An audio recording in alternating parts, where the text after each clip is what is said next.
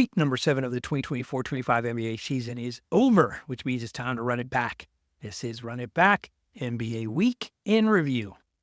I'm Jose Salviati, editor at thebeachbasket.net, and this is the show where we recap the week that was in the NBA and then highlight the marquee matchup for the week to come. We start like we always do with the only objective overall top 10 NBA power rankings anywhere. You can read more about how we get to these rankings and why they're objective, as well as see the entire list at thebeachbasket.net.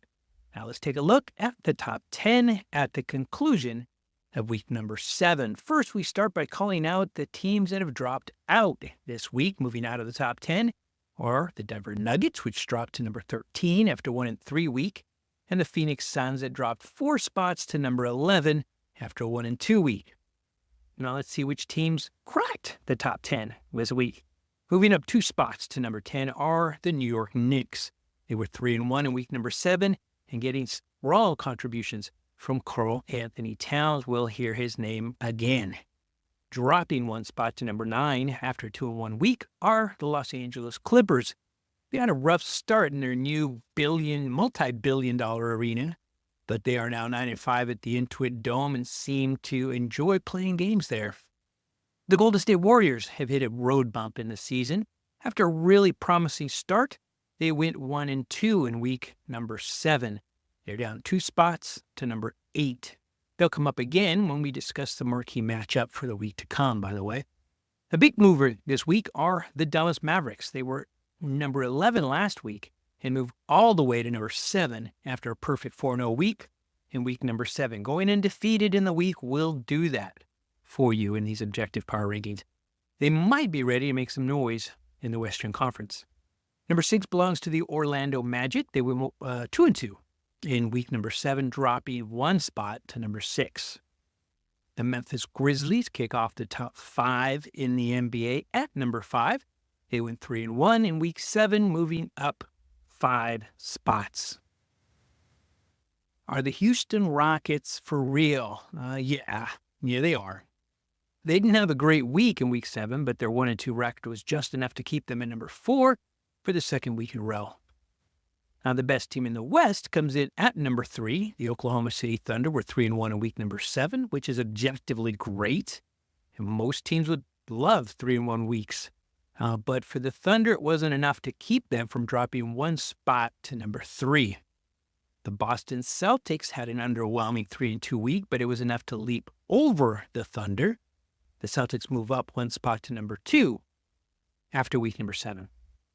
And the number 1 spot in the only objective NBA power rankings anywhere and goes once again for the 4th week in a row and the 5th time in 7 weeks to the Cleveland Cavaliers.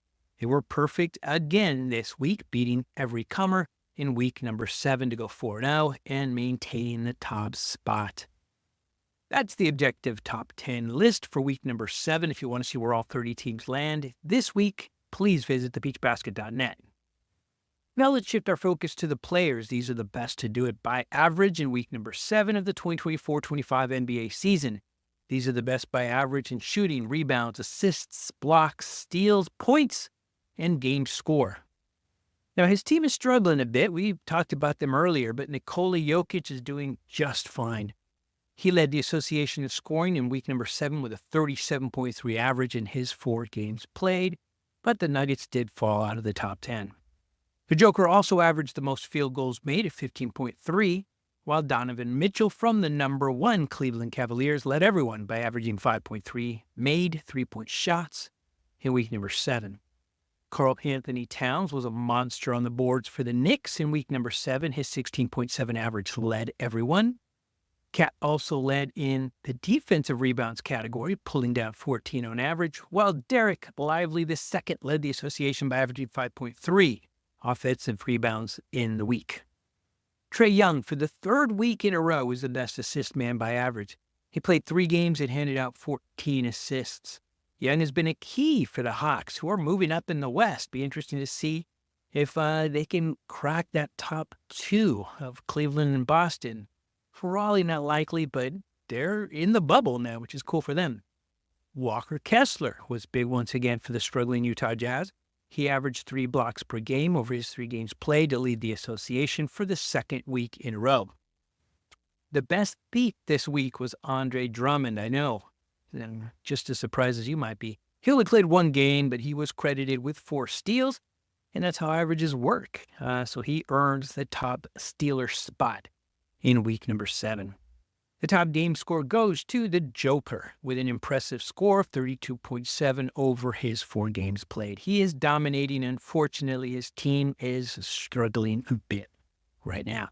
Now, looking ahead to week number 8, the marquee matchup may be in the West, where the surging and young Houston Rockets take on the struggling and older Golden State Warriors in San Francisco.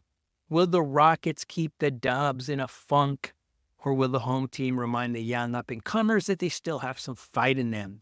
I think it's going to be a good game, certainly a very interesting game to see which team comes out on top. Finally, we're going to end with a look ahead by asking the Quicket AI chatbot what it sees as a key question or concern as we move into week number 8. I've mentioned before that AI is getting better, and the Quicket AI chatbot is phenomenal if you have sports-related questions. This week, the focus was once again on injuries, and Quicket just nails it and gets it right. Unfortunately, we're seeing that more and more in the NBA. But specifically, it called out the importance of Joel Embiid and the unfortunate news out of New Orleans for Brandon Ingram. Let's start with Embiid. He's back for the Sixers, which is, of course, great news. But is there enough time?